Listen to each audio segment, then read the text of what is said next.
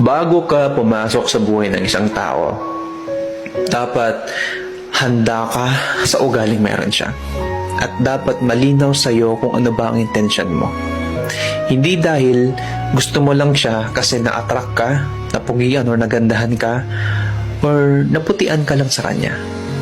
Dapat malinaw sa'yo na kaya mo gusto pumasok sa buhay niya kasi gusto mo maging parte ng buhay niya. At handa ka sa ugaling meron siya. Kapag pumasok ka na sa buhay niya, responsibilidad mo na siyang alagaan, mahalin, at iingatan. Hindi para baliwalain lang.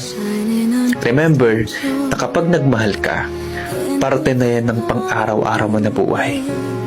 Kasi commitment yan.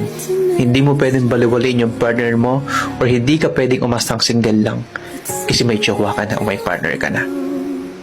At isa pa, wag na wag mong ipapakita na kaya ka lang niya magugustuhan kasi nag-e-effort ka.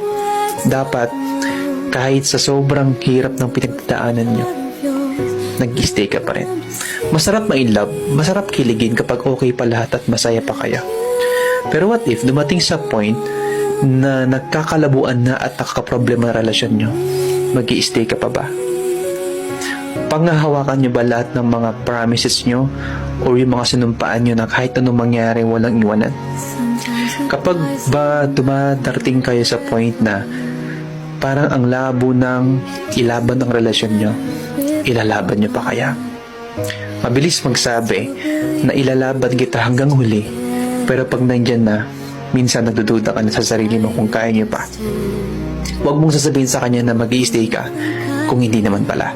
At huwag na huwag mong sasabihin na mahal mo siya kung hindi mo kayang patunayan sa gawa.